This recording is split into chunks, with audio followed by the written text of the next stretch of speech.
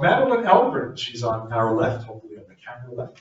Madeleine Elmgren is our career coach from overseas, Bucks County, Pennsylvania. That's a little joke that I always talk about, but no passport is required to go overseas.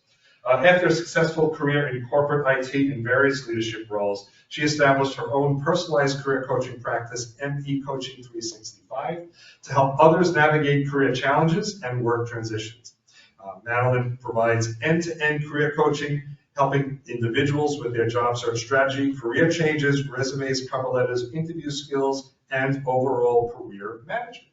So that's Madeleine. Welcome, Madeleine. Next to her is Alan Kirshner. Alan Kirshner is a career coach with his own company, Kirshner Coaching Solutions.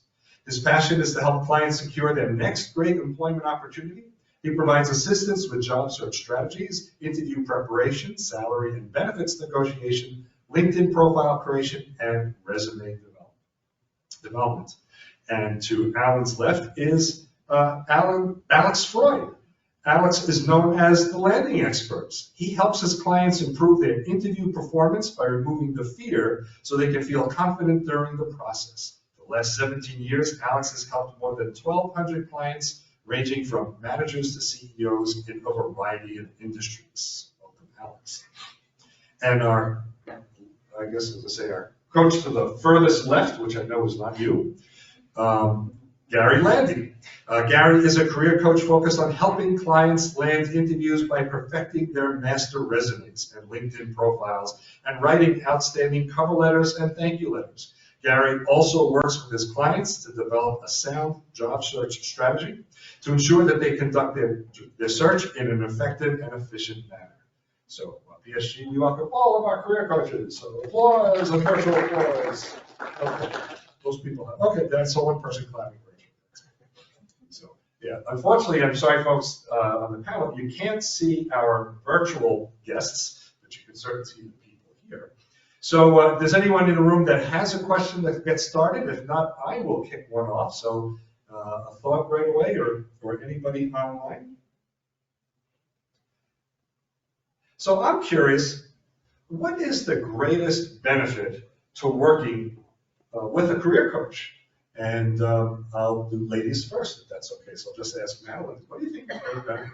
I think the best benefit really is just obtaining clarity as far as what you want to do. Because a lot of times people, if they get laid off or they're just kind of stagnating where they are, they're not sure what to do next. And talking to somebody else, a coach, is going to provide that clarity that they need. Do I want to continue in this path? If I want to continue, how do I get to the next level? If I want to change careers. So just being able to have that clarity as knowing what do I do next and how do I get there.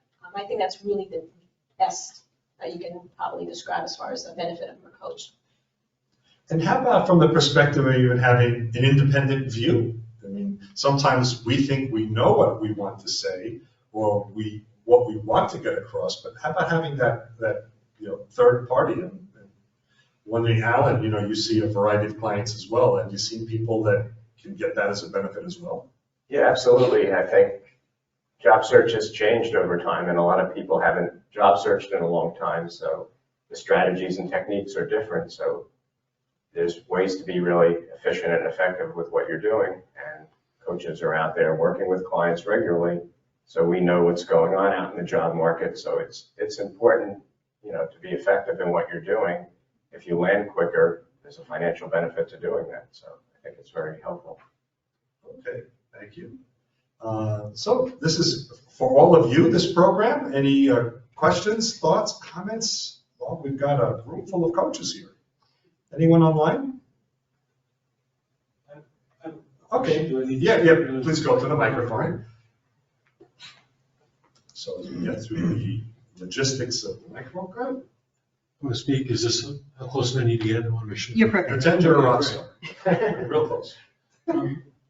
Thank you all for being here. I guess the question I have has more to do, I'm not even sure how to phrase it, but it has to do with what it's been like over the last few years, because I was in transition years ago, was in transition earlier this year, but got employed quickly. But I haven't gone through, but now I'm in transition again, and I'm going to go through a search. And I don't know I remember what it was like a few years ago, but what's it been like over the last 3 years with COVID And that's kind of a can of worms maybe, but I'm just curious about what your observations are. David, how should we go about this? Will you point finger to us? Or Yeah, I'll stand behind and I'll point to you, Alex. Yeah, so please, Alex, since you're curious, why don't you? Dave, thanks for asking this question. It's an excellent question. In principle, things remain the same. However, COVID changed the world. When we talk about COVID, I always compare that to an earthquake. But typically, when we talk earthquake, we say in Venezuela, in Italy, in Sicily, in Spain. This earthquake called COVID impacted everybody in the world. The world today is so different than 3 years ago. How does that relate to job search? A lot is happening virtually, something that in past they said, David, we would like to talk to you. Come to our office Tuesday afternoon at 2 o'clock. Okay? This was a process. Today, they do the same thing, but it is virtual. If the process moves forward, nowadays I've seen more and more people asking, but that's almost like the last step. But everything is done virtually. You need to be very good on Zoom or alike. And there is a lot of technical aspect to it. I see so many mistakes. I don't want to be too long on this, but you need to have a light properly. You need to have the camera elevated to the eye level so they will not look down at you or look up at you. You cannot be too close to the camera because, remember, we use high definition camera. Every imperfection on your face will be highlighted. You cannot be too far away because then your face is just a stamp on an envelope. Okay, you need to wear the right colors. And very important, your background should not be distracting.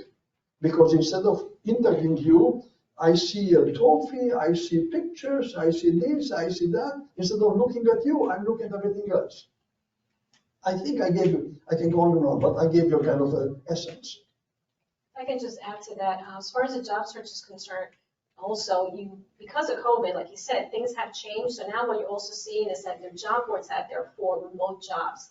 A ton of them. And I have a spreadsheet I always share with clients. So if you're looking for something that's remote strictly or a hybrid, there are specific job boards that you can go to look for those jobs. So it's not just a LinkedIn, which I think to me that's the primary anyway, but LinkedIn, Indeed, or anything like that. I always say Google is your friend. If you're looking for something, Google it, because then if you're saying I want to have an accountant, tax accountant in Philadelphia, let's say, it'll come back and it'll give you information from LinkedIn, Indeed, all these other job postings. But if you're, again, looking specifically for remote, you have to make sure that you're looking at the remote job boards, and that's really going to help you out a lot.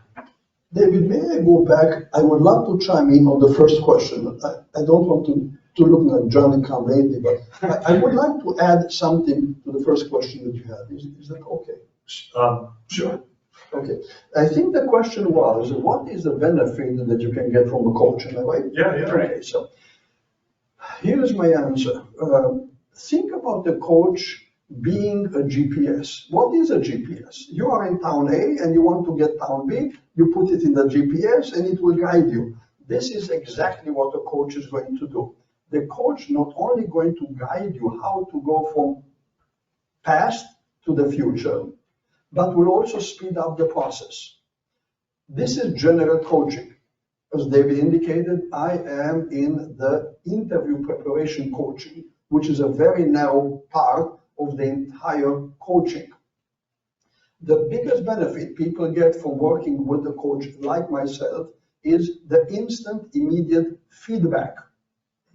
I practice interview coaching with people, they answer, I give them feedback, I give them coaching, how to do it better. You see, learning is being told how to do it better. That's how I do it. And so when you think about coaching, or as we think about possibly engaging with a coach, how much time should we think about spending with a coach? And then how much time might we have on our own, whether it's the homework or the assignments that the coach is giving us?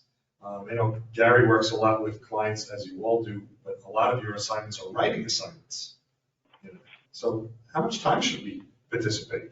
It's really a question that depends upon you where you are in your career, how old are you, what sectors you have experience in the marketplace, and what is your goal, what's your strategy.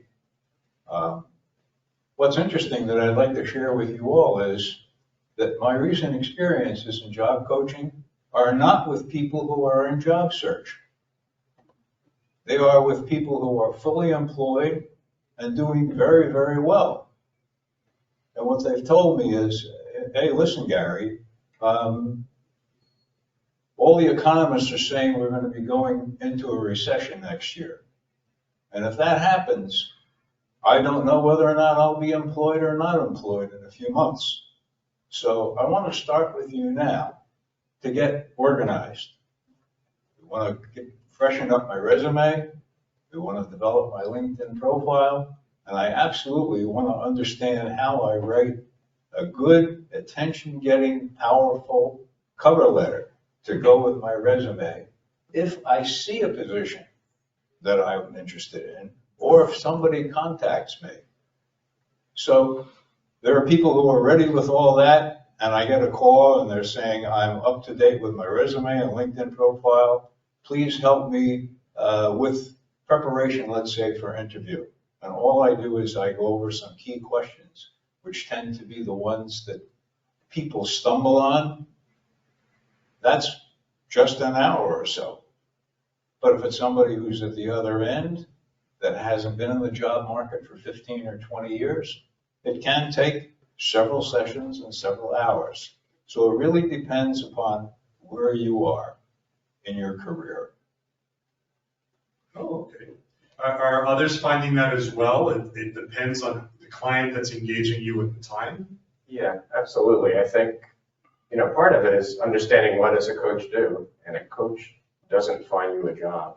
So it's really a relationship where the two of you work together, and there are the coaching sessions, but there's also prep work that goes into that as well too. If you're working on a resume, for example, the client can work on the resume, send it to you, and then you can talk about it. So it's not just, an hour or a few hours session. It's really, there's work that's needed in preparation to make those sessions effective and efficient also. So it's about commitment, right? You have to be committed to helping out in the process. So how committed you are and how much time you can devote to it is really what will determine how long the sessions are. And of course, if you're starting your own business and you're doing a value proposition, that's going to take longer. But how long it takes really depends on the time that you put into it as well as the coach. May I add to that it's so highly unpredictable how much help the candidate needs. Now that we talk about this, I am reminded of an individual who was my client in the past. I met with this individual 8 times. He was a lawyer in Washington, D.C., a lobbyist, 20 years experience. Would you expect somebody like this to have good communication skills and ready for interviews? I met 8 times with that individual, and between you and me, he's still not good. On the other hand, I have to tell you, I had recently, actually this past week, I had a gentleman from United Arab Emirates, Dubai, a financial analyst from Austin, Texas. Young man, probably in the 40 or less, and he was amazing, so impressive how quickly he catches on, how well he communicates. So it's highly unpredictable how long you need to work with a coach. And is that amount of time due to their lack of commitment, or is it their misunderstanding of what the process is? David, it's a very difficult question. Let me bounce it back.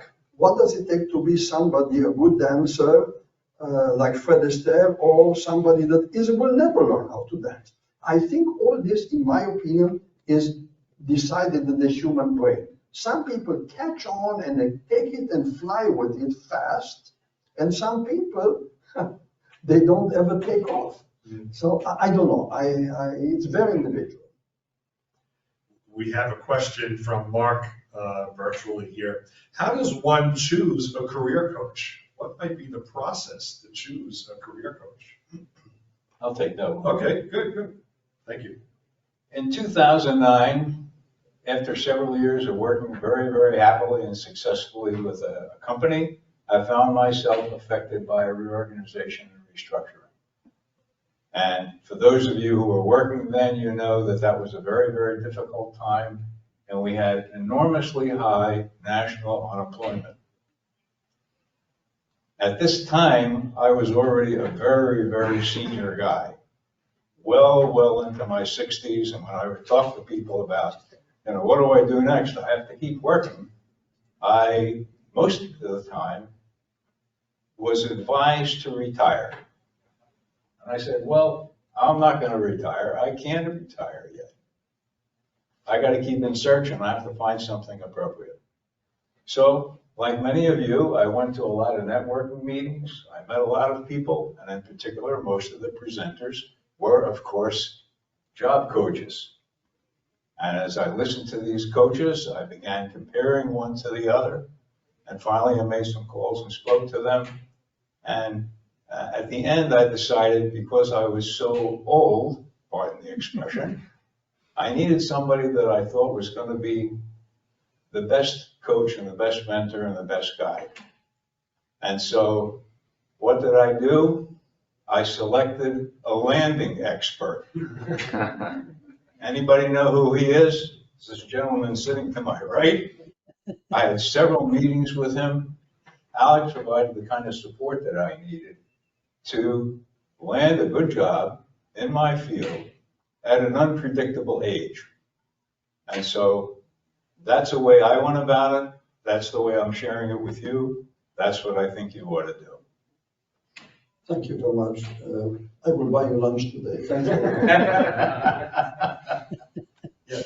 There's a question in the room from Pat. So, good morning, everyone. Thank you for being here. Currently, depending on which station you listen to, the economy is doing fine. Americans are still spending money. There are plenty of jobs out there, et cetera, et cetera. However, I've heard recently, maybe not so recently, a phrase called white collar problems. And my question to you would be, to anyone, have you heard this? A white collar recession, I think that's the phrase. And in your recent experience, have you come across this, and is it real? I haven't heard that. Have you heard that before? I'll take it. I haven't heard it, but I believe I understand where they're coming from.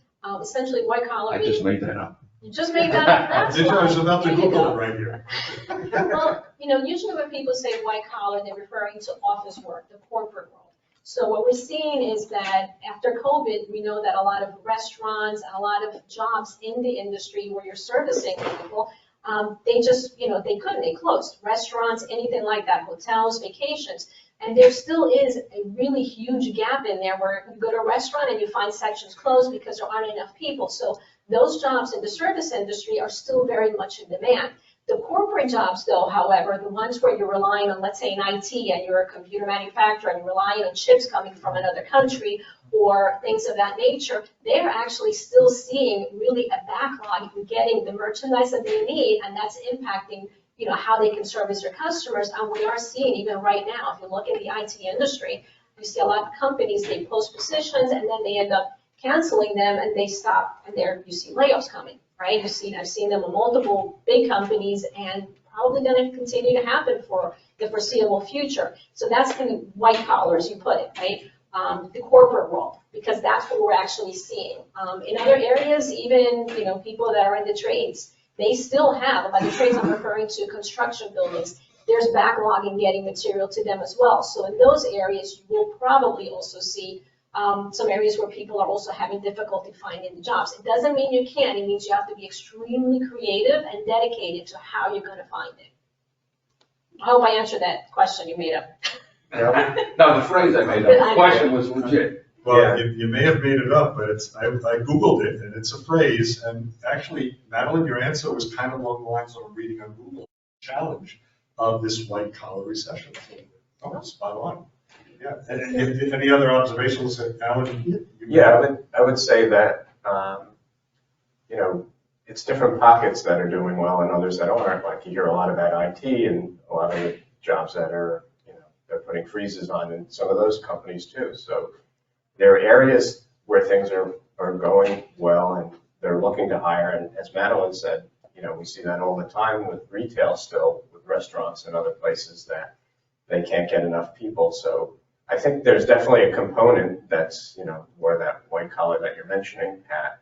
But there are other areas and clients that I have that are getting more than one offer, or a friend of mine lost a job a few weeks ago and he had 2 offers. So there's still activity out there and there's still a lot of jobs that they're looking to fill. So as a job seeker, and I guess this is something we talk about a lot, people think at this time of year, maybe I should slow down on the job search. Not the case. There's still a lot that's going on out there and you want to stay active during this time. Are there people that you're seeing as clients that are considering switching from maybe for them, their traditional white collar to another type of position, whether it's more service industry, blue collar, brown collar, other areas? Are people considering that? I've seen that actually. I have a couple of clients that are looking to do that, but I think it not necessarily has to do with the industry the way that it is right now, the economy, but more so that these are individuals, at least in my experience, that have gone further in their careers and they're at a point where they want to work, not because they have to for the money, but just because they want to be active. And now they have a chance to feed their soul, if you will, doing something that's more meaningful to them, whether it's a nonprofit or opening up a flower shop, something that actually feeds to that other part that they have. I said everybody has, there's one area you could be very analytical, but you might have a creative side.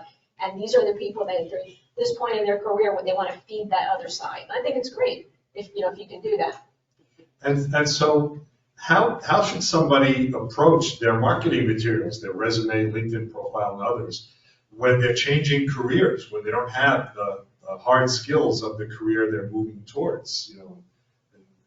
Gary, you put together a lot of marketing materials for individuals. Do you have an approach for that? This, I don't really have an approach because most of the people that I work with are continuing to work in the track that they've been in for many, many years. I myself was a supply chain management professional and executive for many years. And what I found during the 2009 period is a lot of the companies where I had experience were downsizing and restructuring, and I had to change my strategy to look for something that was supply chain, but in other industry sectors. And I did manage to succeed doing that, but I never really changed, my direction. My basic strategy was still the same, working in my profession. So, yeah. I would like to add that, again, think about career coaching as the big umbrella word. It's like a doctor. It's not a doctor. Career coaches are not doctors. But think about it this way, and I always say this: if you have an eye problem, do you go to a foot doctor? People say no. I said, why not? He's a doctor. Because I have an eye problem, I don't have a foot doctor. So you need to understand what is the specialty of that career coach. And there are people that are specializing in the coaching field, how to switch from one career to the other. If you want more information about that, if you go to my website, which is landingexpert.com, I have a name of a book there, very prominently displayed. It's called Switchers. The person that wrote this book, her name is Dawn Graham. She's a psychologist. She's a coach. She has a program on Sirius XM about career talk. Very, very qualified person. And by the way, she's at the Wharton School in Philadelphia. She's very qualified. I promote her book because this is one area I have a weakness. If you come to me and I said, Alex, I've been a professional engineer for 20 years, but now I want to be whatever. I don't know how to help you. This is not my expertise. But this book is precisely about that. You did A, you want to go to B, how to do it. This is not my expertise, but this book is phenomenally good. That's definitely a challenge, to go from one thing to another. So some of the advice that I would give to people would be, one, get clarity about what you want to do. Think about what your strengths are, what areas that you have passion for, to look at something else. and then do a lot of research. Talk to people doing what you think you want to do. Learn as much as you can about what they do, how they got into it. And another avenue is potentially doing volunteer work in that area to get some experience, because it's hard to pivot from A to B if B is significantly different. So if you can get some experience, however you can do it, with a volunteer organization or something of that nature, that helps a foray to get into that. But it's when you're talking to somebody about what do you want to do, that's the hardest one. The easiest thing is doing what you were doing for a competitor. The next thing is doing what you were doing in another industry. So, as you go down that continuum, doing something completely different, that might entail you need to get education, you need to do more training.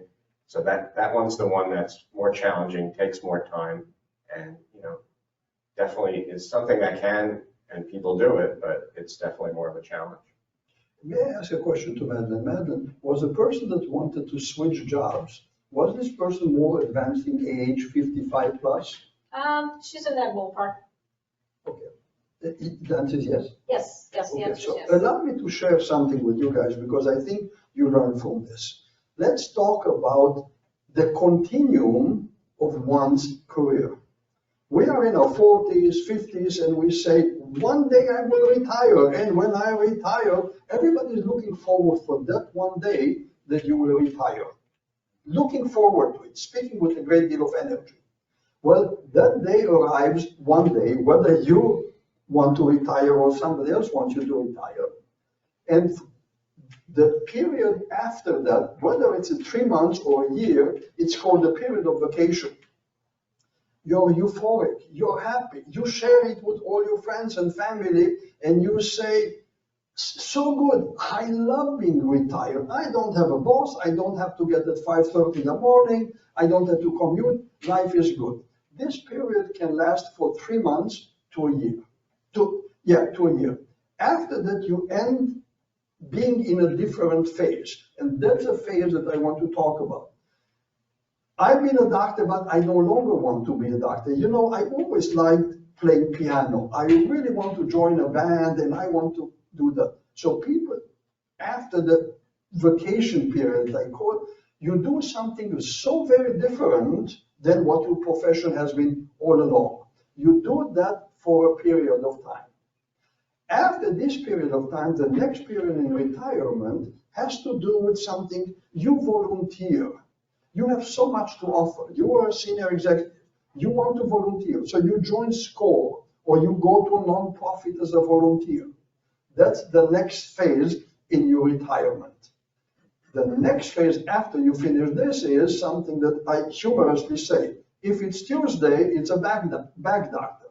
If it's Wednesday, I'm going to the eye doctor, and so forth. And I know you laugh, and I say this with a sense of humor, but people that they always talk about what they go to one doctor. And that's a kind of a last phase. Let's not talk what's happening after this phase.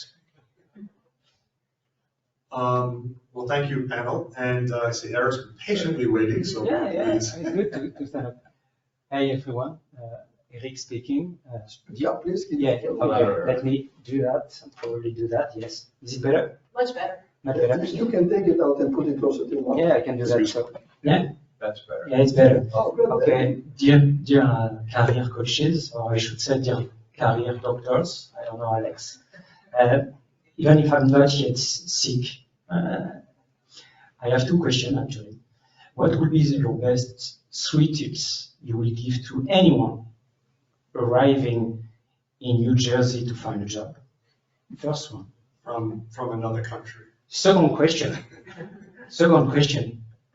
How you think there is cultural difference when it comes to a foreigner coming here to find a job?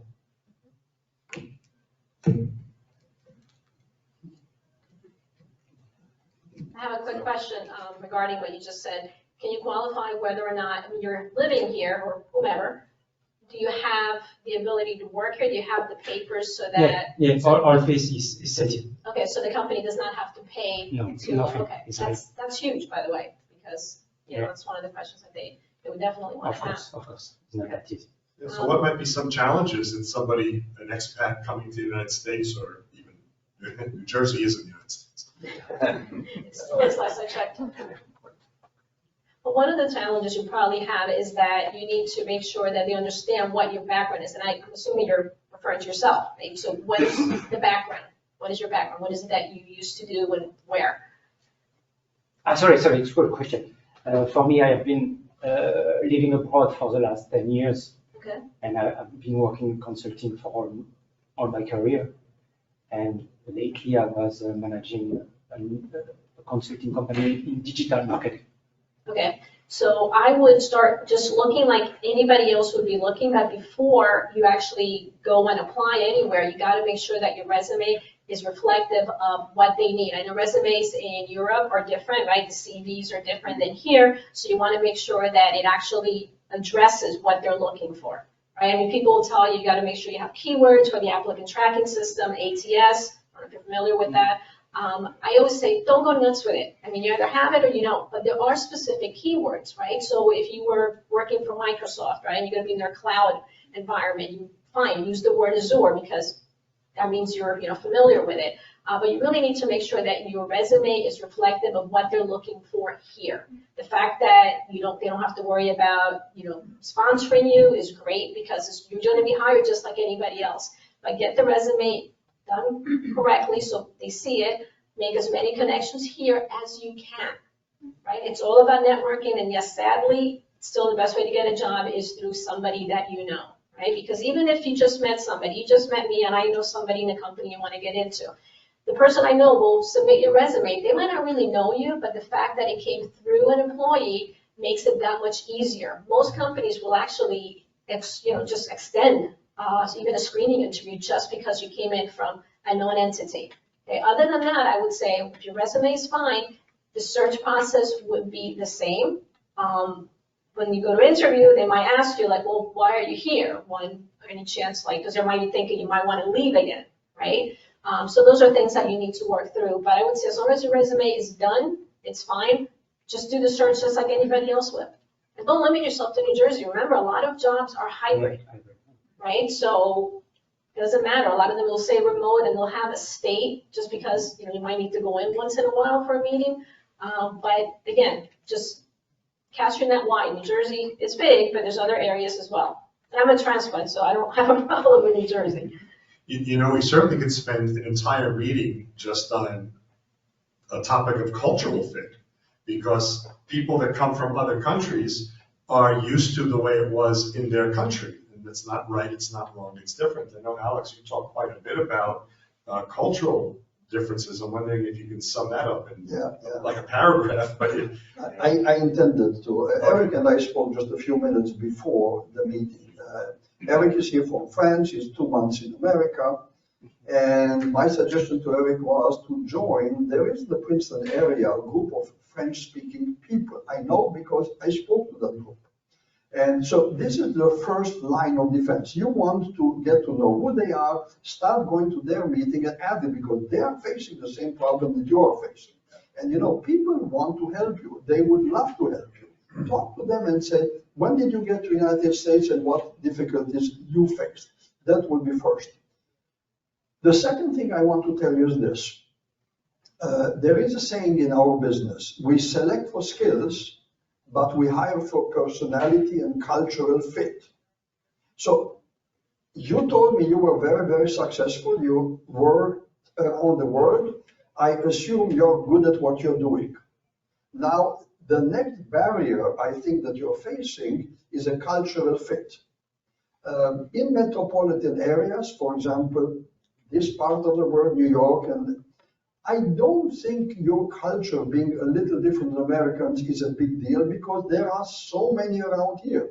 Now, if you try to go to Nebraska and, to somewhere in the middle of America, and you show up there and you have a strong or mildly strong or something like that French accent, you will see that they will kind of move away from you. And you and I have something in common. I also have, to some extent, an accent. And I want to tell you, I lived in New Hampshire By the way, that's still America. It's still America, but let me tell you, the people in New Hampshire are so different than us.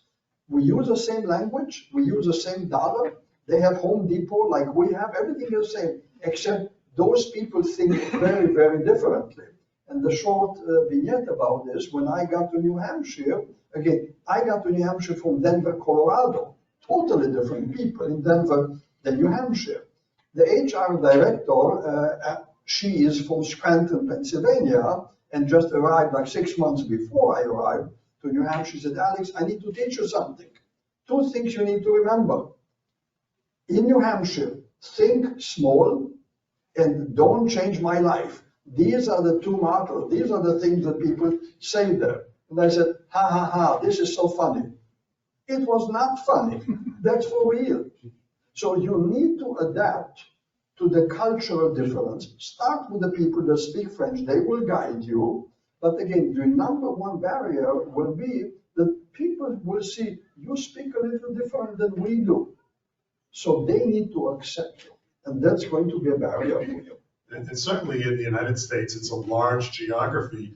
There are words and phrases that are different, even though the language is the same, and I would think a lot of large countries have that. So as you take advantage of the virtual world, consider that as well. And you may also want versions of your resume targeted if that's appropriate based on language. So it's a big topic, and we could, like I said, spend the whole hour. I'd like to have a few more questions, but did you get enough so far? Yeah. Okay. Thank you. I wanted to add Okay. a couple of additional things. One, one of the benefits of COVID is that it's more virtual and hybrid. So the fact you live in New Jersey doesn't mean the company has to be anywhere near here. So that's a benefit to you. And 2, I would say, you want to really target and do research and find out who you would like to work for, who would be a good fit for you with the skills that you have too. So be very targeted and then try to do the networking like Madeleine was saying to find people in those companies that can help you get a foot in the door there. Yeah, and there are coaches that do specialize in helping expats adjust and adapt to life in the United States. And for those of us, we hear all our lives, little things like how does the supermarket work? I mean, there's so many things coming from a foreign country that people have to adapt to. So it's not unusual. There is a lot of help that's available for people adjusting. And so that's a very extreme. And of course, a simpler sort of adjustment is, of course, changing industries or roles, probably a little bit closer to home to job search. But changing, your geography is important too to make sure you have a handle on. There is a question online. There's actually 2. Here's one from Dev. I'm going to apply for a position whose announcement I noticed on Monster that a recruiter posted. By searching, I found the name of the company and the opening is on its website. Should I apply directly on the website, and this way the resume will reach the hiring manager directly? So, okay. I can at least attempt to answer. For my research, I found that 20% of people get their job through recruiters, and another 20% get their job through the website. So based on these statistics, either one is fine, depending on the internal politics. If you apply on the website, but they commission this position to a recruiter, they may refer you to go to the recruiter, or I don't know, it's either or. I don't have a strong feeling one way or another. How about trying to find somebody directly? Madeleine, your hands up. I'm sorry. Yeah, I was going to say, I think, and this actually came up recently with a client of mine, I think the best thing to do would really be to reach out to the recruiter. I mean, normally I like going straight to the company if there's a name that you can send it to. If you're sending it to what could become a black hole where you don't know where it went, you don't know if they had an ATS system, did it make it through there, did it get lost? If you have a name, I would say reach out to the recruiter, and then you have an email address. You can actually follow up with them afterwards. So that's half the battle. One of the problems too is if you send it through the company, what if the company, yes, they have a recruiter, but then they send it to multiple recruiters and internal.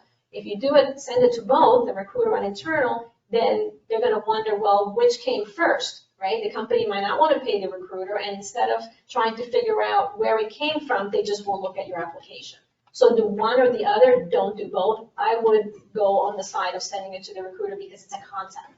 Yeah, I think Dev, I'm sorry, Gary, I think Dev, you're making a false assumption in your question, and it could be the way I'm reading it. You cannot assume, because you're applying through the company website, that it's going to the hiring manager.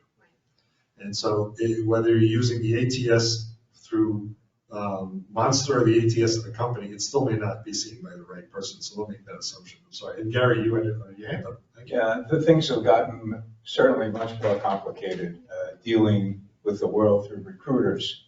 There are those that are hired that actually work at the company and they have an office in the company, but they are separate professional recruiters. And then just to remind everybody of this, there's two kinds of recruiters. There are the kinds that are contingency recruiters, which means there's a bunch of them getting this information about you as an applicant and submitting you. And then there's another kind of recruiter called a retained recruiter. They have a contract with the company that when somebody gets hired, whether they provided the applicant or not, they get a fee. So my only advice about this is when you work with a recruiter, the first thing you should determine is to have them tell you whether they are retained or contingency. And from there, you can follow the comments that have been given about how you want to handle this. You can also go to the company website and work with them, or just go to the company website. That's up to you. But do find out if they are retained or contingent. A little different from Madeleine's approach, I would say, if you twist my arm, I would rather go first to the website, and I'll tell you why. There is an economic reason. A recruiter typically, from what I know, I may be wrong, gets about 1/3 of your annual salary as a commission for getting you. If you go to their website, they can save themselves that commission. So if anything, I would say go first to the website, apply online. Yeah, and I would also suggest don't do both. Don't think you're going to take a two-pronged approach and somebody will see it. Because if your resume comes to the hiring manager down both paths, they have a conflict. They don't want to pay the recruiter and not pay the recruiter. So, pick the one that you think works best for you. For Dev, I would take it a step further and I would do research on LinkedIn trying to find out who the hiring manager is. Because if you can find out that person and you can send it to them directly, you can avoid the ATS. And so that's much more efficient. So I would spend time trying to look for that person. How do you find them? Sometimes you'll see it listed on the job rec. A lot of times you won't.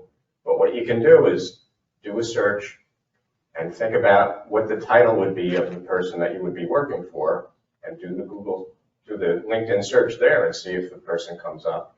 And that might be a cue to that. And that can really bypass a lot of going through an ATS. So I think that's the better approach.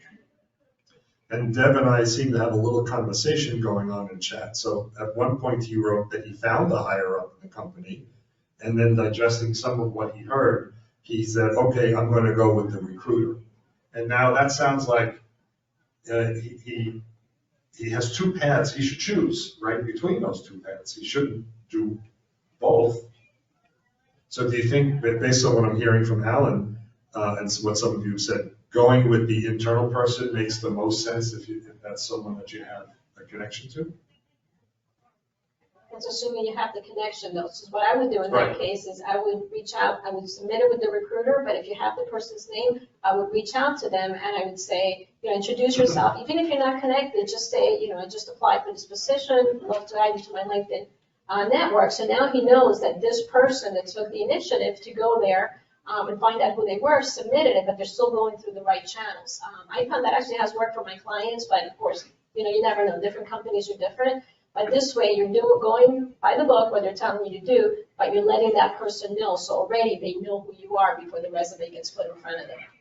There was a University of Michigan study that 7% of candidates will use an internal referral. In other words, if there's you and 99 other people, only 7 of them are going to try and reach out to somebody in the company. University of Michigan study. But 40% of new hires come from employee referrals. And so it kind of, that study kind of implies that you will do very much better by trying to connect with somebody within the company.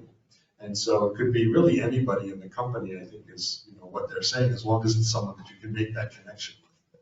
So it doesn't have to only be the hiring manager, it can be someone that might be, who would be a coworker, or it could be someone in the department that'll get served by your work. It could even be a senior manager who will refer down. So find somebody in the company. I think that's a bit of a consensus. A question to Madeleine, if I may. Madeleine, you said reach out, and I agree with you. Reach out to the hiring manager. Would you say call on the phone or email or what? Well, most of the time I would say, because you don't necessarily have their email and you don't know if somebody's screening it, I find at this level, they do actually have more of a presence on LinkedIn. Send them a LinkedIn connection. At least again, it depends on, you know, the company. Some people just can't be bothered with it. My experience with my clients is that when they do it that way, they actually come back and they accept the connection and it has helped them. But again, it depends on the company, right? So will it always work? Probably not. You know, my clients, it has worked more times than not. People are very busy, and if it's a higher level, like an executive, they're not going to be looking at their emails. Their secretary is going to look at the email anyway, right? So on the LinkedIn, you know, they tend to be looking at candidates, and you can tell, you know, when you're going to send somebody a message, it'll tell you if they're online, and that automatically will say, oh yeah, they are looking at LinkedIn. Maybe they'll connect, maybe they won't. In most cases, I found that they do. Doesn't hurt. Just be professional about the connection. Always put a note. Don't just connect, right? Put a note, let them know what you applied for. My recommendation would be gutsy and do it over the phone. Why do I say that? It helped me in the past. I wanted to leave a company and looked at another company, a pharmaceutical company. I picked up the phone and I called the vice president. He accepted my call and he said, oh, we cannot talk to you yet because this position needs to be posted for 2 weeks. This was the first time I heard that there's an opening. Oh, great. So he said, but send me your resume, and if we don't find someone internally, I'm happy to reach out to you. That's what happened. I ended up working for them. Again, look, you need a job. Be gutsy. Why do you have to be shy? This is not a time that you want to be shy. What can happen? They will not accept your call. I can guarantee you, the vice president will not hang up on you and say, how dare you call me about this opening? Nobody will do that. And you know what, Alex? Even if they did say, how dare you call me, you weren't going to get the job anyway by not getting in touch with them. So you really have nothing to lose and a lot to gain. Yeah. You need a job. Be gutsy. I think the fact that you know, we're still in the COVID and a lot of people are hybrid and all too, it's going to be more challenging to get somebody on the phone. So I would say the email, in my opinion, would be the better way of going. I like LinkedIn and the idea of connecting, like Madeleine said, but there are a lot of people that you have to see if they're active on LinkedIn or not. You know, I see a lot of people that haven't been on LinkedIn, you know, for 9 months. So the odds of them seeing that message and responding are less. I think it's a little less intrusive to try to do it via the email, but I think it's going to be harder to get somebody on the phone as well too, because of the hybrid situation. Something else that can work if you have a little bit of a detective in your personality and you have a little bit of chutzpah or guts, you can call the main number of the company. And you can say, geez, I want to get in touch with so-and-so, but I don't have their email address. Could you please help me with that? They may very well do that because, after all, that information is in the public domain. Right. And they may say, oh, yes, you get in touch with so-and-so, here's their email address. And then you have email as a way of getting directly to the person. Just another little technique. There is a website called emailformat.com, 2 words separated by a dash, email-format.com. Mm-hmm. You put in basically the website of the company, at company.com. Mm-hmm. So you put in the name of the website, and it will come back with the most common formats of email addresses at that company. So some companies have first initial, last name, and some do different formats. So you may get an idea of what the right format should be. I'm sorry, That's okay. Carrie, right? Yes, Just Carrie. been patiently standing. It's fine. Hi, everyone. My name is Carrie, and I'm actually a transitioning teacher. So I was just wondering if any of you had personal experience with former educators, and if there's any particular, I'm sorry if this is a specific question, but any industries or companies that you know appreciate that background, or you've had clients with that background and found certain industries or companies, had found more success with certain industries or companies? Thanks. I actually have had quite a few clients that are teachers. Some of them are actually still teachers, others are actually looking to do something different. So my question to you would be, what is it that you're looking to do? Are you looking to still stay in, education? And by that, I mean not necessarily in the classroom, but there are companies that actually have learning and development, right? Or it's sales development, things where you are actually teaching, but not in the same manner that you are now. And most of the jobs are remote and with just minimal travel. So the question would be, what exactly is it that you want to do? You want to stay teaching? Do you love that? You just don't want to do it in the classroom? Or are you looking to maybe do something completely different? Well, so I would have to determine that, actually. I mean, I think that training would be a proper transition. It's just, but I feel so limited in my job search looking for just training opportunities. So I was curious what other job titles or industries that those same skills would be What is it that beneficial. you're teaching? You're a teacher? Elementary, Okay, I was wondering if you're like English or elementary, you basically teach all of the classes. everything, and intervention for struggling students as well, Okay. so. Well, there are actually a lot of different roles that are out there, but it's just a matter of, okay, do you want to continue working? Like, do you want to continue working with children? That's huge, because some of my clients just, they're done with the classroom. Yes. They're done with working with kids. There's a lot, you have a lot of transferable Thank you. skills. You just have to figure out which route. And if you want to email me, I can share some of my business cards in the back. I can share some information that I shared with my prior teachers. Like I said, half of them wanted to continue. Some of them in special ed. Others just, I'm done. I love teaching. I'm done teaching in the classroom for whatever reason, which I respect. But there are other things that you can do. It's just a matter of, which would you rather do? I think making the transition to corporate is the easiest, but that doesn't necessarily mean that's what you should do. Right, so do a little bit of soul searching, try and figure out what your ideal job would be, right? But email me, I'll send you just a regular questionnaire, I provide clients, and then we'll figure out, I can give you some answers. Doesn't mean we're working together, you don't have to worry about that. I always tell people that they're always afraid, I'm like, there's no contract, no bill, just for talking to somebody. So you're not like a lawyer, who just because you thought about Carrie, you're sending her an invoice. Exactly. So, don't be afraid to ask. There's a lot of searching to do. I'm coming from the teaching field. I know it's hard. I'm wondering if, for any of you, if you've helped a client or clients with a basic self-assessment. And I don't mean something formal like one of the tools. You may have your own process. I'm wondering how a self-assessment could be helpful to Carrie or people who are looking to transition. I can address it a little bit. I absolutely believe in self-assessment, but there is a limit to that. What is a self-assessment? This is one of them, MBTI, which is Myers-Briggs. TI stands for what?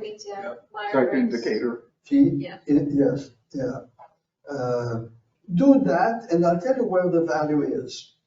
Not so much about finding out about yourself, because you know what? You know yourself best.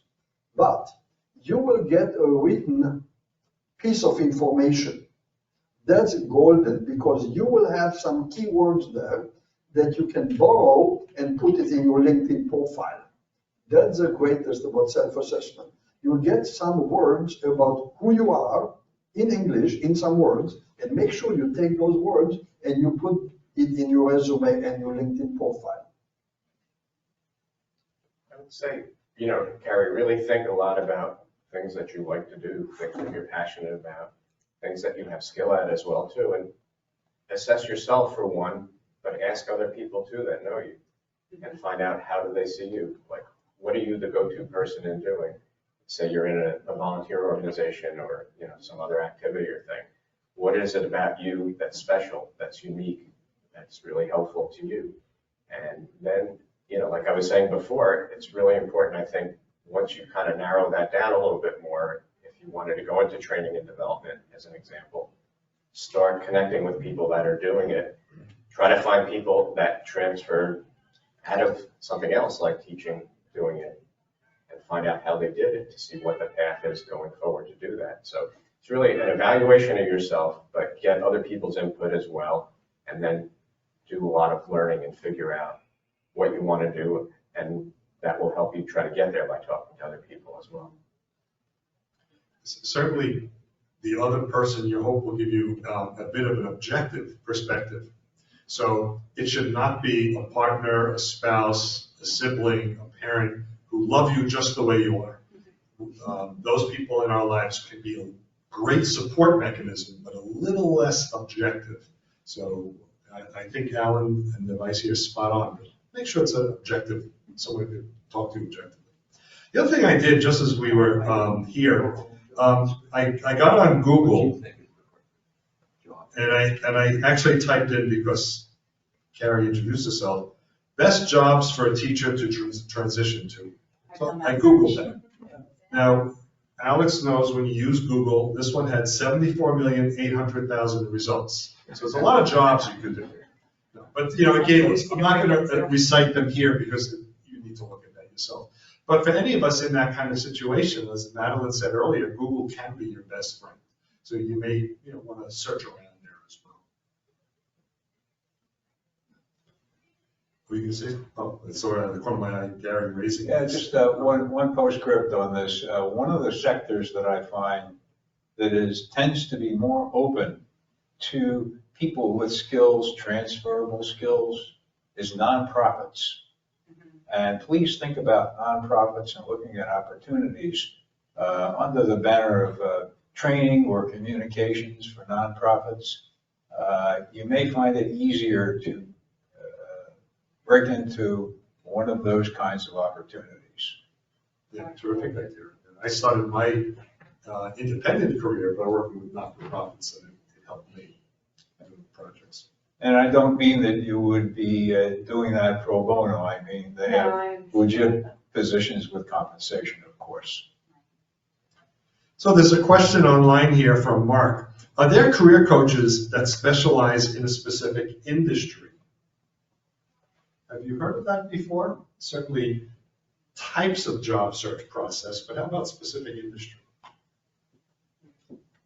I haven't heard that specifically, but just based on my own experience of people that find me, and a lot of times they find me on LinkedIn, they see what's in my background, since most people that get into career coaching didn't start out doing that. They did something else. So in my case, it was accounting and financial roles that I did in my career. So people see that I have that type of experience, so they kind of gravitate toward me. And I also have a lot of pharmaceutical experience, so people that are interested in pharma reach out to me as well too. So I don't think people necessarily specialize in that, but they do see what your background is, and I think that helps with the connection.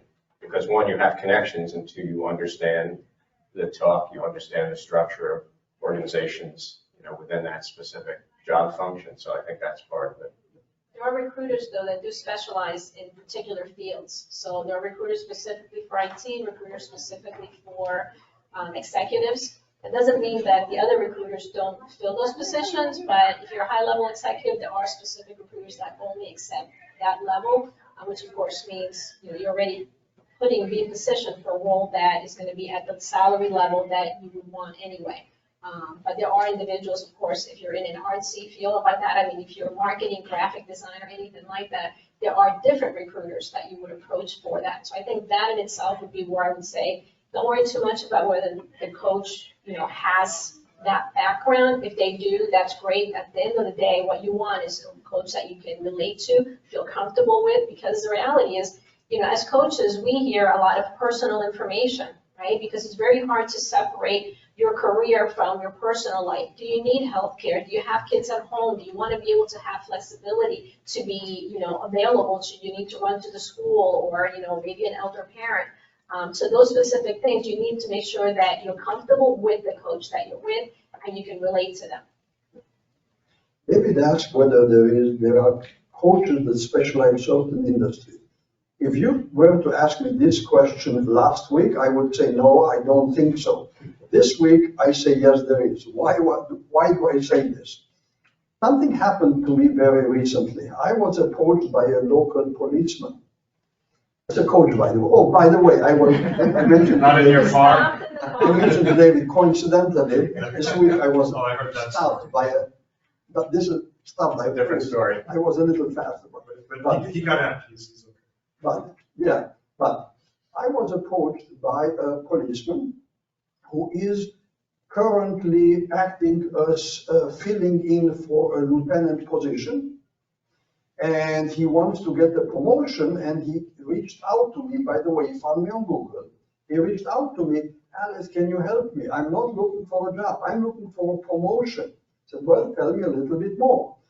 Well, I will be interviewed by the mayor and by the town clerk and 6 other board members of this township. It will be 8 people interviewing me, and I'm doing a job very well, but being in front of 8 people and being interviewed, this is not my strength. Can you help me? And I said, well, I can try. So I went on Google and I did a little bit research. And yes, there are coaches that specialize in military as well as law enforcement promotions, not looking for a job, promotions. So yes, there is specialty. Last week I would have told you a different story, but now I know. Following up on Alan's point, when people are looking for a coach and they read their background, more often than not, if they see that the coach's background is in the industry that they work, their inclination is to speak to them. It's kind of the birds of a feather feeling. And Alan has a pharmaceutical company background, and so do I.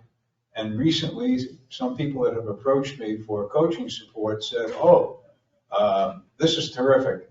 You probably have a lot of contacts that you can share with me as you go along with the coaching process. So they want to use me as a coach to help them network because of personal contacts. So there is value in that. There's value in that approach. We're going to shift gears a little bit, and before we wrap up, and please, Gary, don't reach back and slap me. Some recruiters claim, and HR people claim, they don't read cover letters. And I know you see a lot of value in them. Are they still needed, do you think? Do you? Are you asking the one you're afraid will slap you? I'm taking a step back now. Yeah, but thinking about that, what is the value when you hear that some may not be reading it? So suppose I get a call from a friend that knows about an opportunity, and they're giving me a connection to a hiring manager, all right? And they say to me, so-and-so is waiting for a call from you. We'd like to talk to you. Do I need a cover letter? Possibly or probably not. Probably not. But the value of a cover letter is to be able to communicate a number of things when you're just submitting a resume that are not in the resume. One of the most important things that I encourage people to do when they're applying for a job is to find some kind of personal contact with the company and somebody that they can speak with about the company. And if that's the case, providing that conversation was positive, this is one of the things that you put in the cover letter. It's, by the way, I had the pleasure of speaking with so-and-so, and they filled me in a little bit on what's going on in the company, and this I found very encouraging, and this is the reason why I'm looking forward to hearing from you. When that cover letter gets to that person and they know that, and the first thing they do is they read that, what do you think happens? First thing they do is they call the person that you spoke with. And as long as that conversation was positive, you just put yourself in front of the pile on the inside track with that opportunity. There's other things you can say about yourself that are relevant to the opportunity, that are personal. A resume is typically written in objective tones and objective style, with summaries and with action verbs and things like that. You have an opportunity to personalize this and express your personal interest in the company, what you know about it, and so on and so forth. So it can be a very, very valuable job tool. You don't have to always use it 100%, and sometimes you just can't. But if you can, I strongly encourage it. And the way you do that is when you submit your resume online, you submit the cover letter as the final page, as it were, of your resume, so that when it goes through the system, it's going to be read. That's a little bit of an ATS or applicant tracking system trick. They will tell you, upload your resume. So if you put the cover letter first and they don't go past the first page, they probably won't read it at all. So Gary's tip is put it as the last page so they do see your resume when they open the document fresh. And as they scroll down, they will get to the cover letter. I'm sorry, Alan, you were about to say? Or no? I think Alex. Oh, Alex? Oh, Yeah, I feel very strongly about the cover letter. The cover letter is not important, it is extremely important, and I'll tell you why. The number one question of the person hiring you has to answer the question, why do I hire Nora and not Dave and not Peter and not Mary? Your cover letter is a part of your brand. Your cover letter is the differentiator, why I want to hire you and not somebody else. If they don't read it, there's nothing you can do about it, but perhaps people will read it. I remember way back in the days that I reviewed resumes. Before I read the resume, I clearly read perhaps even twice the cover letter, because the cover letter gives me the personality. The resume is a form. Everybody has a resume more or less the same way. What the differentiator is your cover letter. I can draw a little bit personality. Who are you besides the technical aspect? For me, it was always very important. What's the risk? What do you have to lose by putting a cover letter in there? You don't know who's going to be reading it or not, but the ones that value it and read it, that can only help you, and it's part of your brand and your marketing. So this is one more opportunity for you to present who you are and why you're the best candidate for the job. So why not do it? This is something everybody up here, in case you haven't noticed, agrees on. So the question is, should you do a cover letter? Absolutely. Will they read it? That's not your problem. Absolutely. If they ask for it, they're going to read it, right? And like Alex said, it's the combination there. This person, that person, you sent it in, gave you a chance to actually say why they should hire you. Either the other person did it, or maybe theirs wasn't as strong. You have a better chance. You really don't lose anything except maybe the time it took to write it. But personalize it. Don't do just a template. Yes, they're templates, as in they all have kind of similar formats, but you have to personalize it so you understand, you know where you're applying and why you want that company as opposed to somebody else's. I would like to introduce a concept that comes up again and again and again. Should I do my own resume or should I have it done professionally? There's no question in my mind. Please don't do your resume on your own.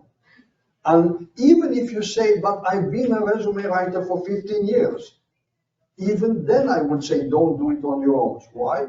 I always say a doctor should not medicate himself or his family. You go to another doctor. A professional written resume sells. The professional is charging, by the way, and that's good, but it's money best invested because it's done professionally and not as an amateur. You are an amateur. There certainly is an I supported Gary now because he supported me. But forget Gary. I really mean it. I feel so strongly about it.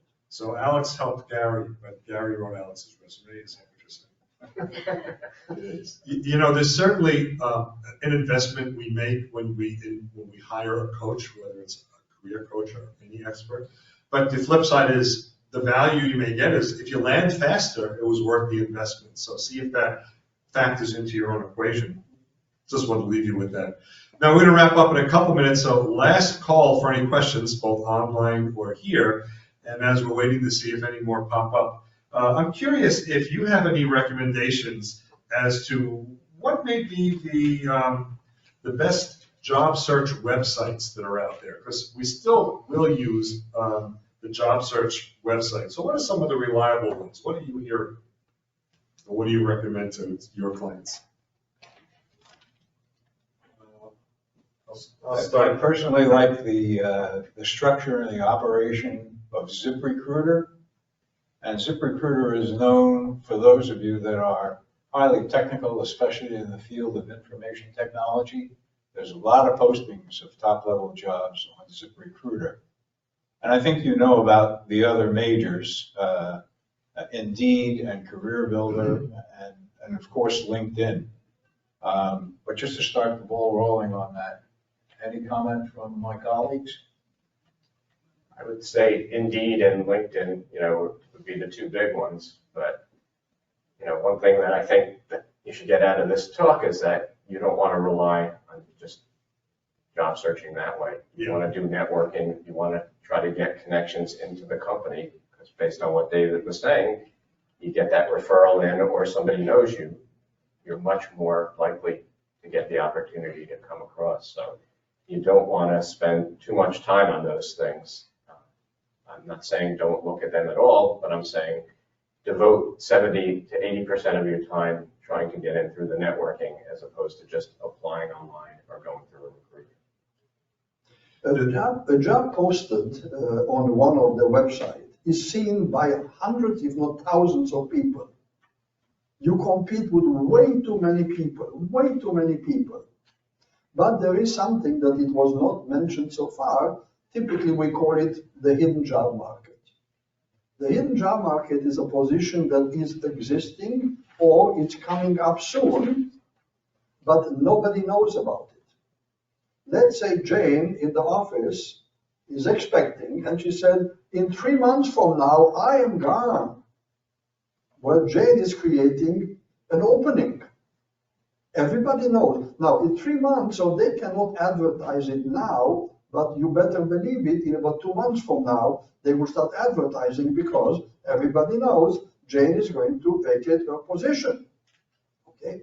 But if you're able to get inside that loop and talk to the person who is going to advertise that position and tell them, by the way, I'm ready, perhaps you are circumventing the thousands of people that see the opening and you're already early first person in. That's what you should do. Great, well, thank you. And by the way, January 6th, we will be back here and the topic will be Uncover the Hidden Job Market. So now I have to buy Alex lunch. We'll then give it to Gary. Very good. Any other questions before we wrap up? And the time went so quickly once we got into this, and we were more than an hour into this program. Anything else before we officially wrap up and move on? There's nothing else online, and that's fine. Going once, going twice. David, just a subject that we've been kind of circling around, but we haven't really focused on. Okay. And that is the importance of networking. Right? I just throw that out to anybody, if anybody has any questions or wants to have any discussion about it. Because to Alex's point and the other coach's point, today, the big part of how successful you are when you find opportunities is differentiating yourself. And a lot of the differentiation comes from contacts with other people and having other people help you in your search to get noticed. Okay? We've talked about a number of different ways of doing that. And I spoke about doing that in a cover letter. We do this through LinkedIn. Some of the people I'm working with now who have been employed for 15 or 20 years, who've been totally out of the job market, also come to me and I say, well, what's going on with your LinkedIn profile? How many personal contacts do you have? 5. And so this becomes a big starting point for them, because LinkedIn is the rich area of opportunity to build your network and find companies that you are interested in, and then find the people that work at the companies. So I just wanted to just take a moment of throwing that out there and emphasizing that is a very, very important part of your job search planning and strategy. My only addition to this would be, I don't like the word networking because it means different things for different people. It's really a nondescript. How about if you cross that word out and you replace it with relationship development? Think about it. What we call networking today is really what I mean relationship development. Go to places to develop relationship. Because networking is a very big loose word. And there's a saying, I know Alex uses, I do as well, it's not who you know, it's who knows you. And so that's the benefit of that relationship development. You may have met somebody, the president of the company, but if that person never thinks about you, they don't really know you. You want to get them to think about you when the time is appropriate. So it's about who knows you. There is a saying, what you cannot measure, you cannot manage. You need to measure the number of connections you have on your LinkedIn profile. That needs to expand at a reasonable pace, and not one every other month, by the way. That means you need to work hard in order to develop the number of connections you have. And by the way, I just added something, I think yesterday or the day before, to my LinkedIn profile, an article that caught my eye. It's a Harvard Business Review article that says second-level connections are more important than first-level connection. By the way, this topic was started by Mark Granovetter, he's a professor, in 1957. And he said weak ties, of course, 1957, there was no LinkedIn. So he said weak ties versus strong ties. And he said weak ties, which today is interpreted as second-level connection on LinkedIn, is more important than strong ties, which is first-level connections. So when I heard it the first time, I said, wow, that's interesting. I thought the people that I'm connected with, first level, these are my supporters. And he has proven, in psychology, he has proven the fact that actually people that are not directly knowing you, they can be much better in helping you with your mobility and also making more money. So thank you, panel, and we'll leave it on that note because we're running a little long. But thank you very much. I want to thank Madeleine and Alan, Alex, and Gary for participating on our panel. This is so special that you continue to participate and support PSG of Mercer County. In addition, I know it's your field to support jobs. May I add one more thing? I feel so compelled to add one more thing. 10 years ago, I was sitting just about where I'm sitting today. And the group here was a group of parents, and the topic was discussing what can you do for your high school kids graduating. I was sitting just about here. There was a panel of 4 people, and I was one of them. Actually, I think this is posted on my LinkedIn profile too. So the topic then was how to help people get into colleges and what's next. Now, 10 years later, we talk about how to help people in transition. I feel so honored and rewarded for being asked to be here today. Well, thank you for participating. And we'll put the sign on the chair to make sure that you use the same chair the next time as well. Next 10 years from now? Whenever you come. Yeah, so mark the date down for 10 years on your calendar. Some of you may know the internal joke, Alex always is a creature of habit. He likes the same chair. So we do have a sign for Alex that lets people know that it's his chair. Actually, there's the sign for his coat. That's the chair for his coat. But let me let you know what's coming up over the next couple of weeks. We will be here next week, and it's actually, I guess, perfect timing because the topic came up. Ken Scher, who's also a coach, Ken Scher will be here next week, maximizing LinkedIn. So here we talked about LinkedIn several times, including as part of this wrap-up discussion. So we'll talk next week, maximizing LinkedIn. So if you are able to, please join us in person. We'll be right back here. We'll also be virtual. You can get the link on our website. Then the next 2 weeks, the 23rd and 30th, we will not be hosting a meeting because it's the holiday period. So we will not be here on the 30th or the 23rd. We have over 120 videos on our YouTube channel, so if you're a little lonely for us or want a topic of interest, look at our YouTube channel. It's accessible through our website. On the right side of our website is the YouTube link. Click on that, go to our YouTube channel. But we'll be back here on June 6th for that other topic I mentioned a moment ago, uncover the hidden job market.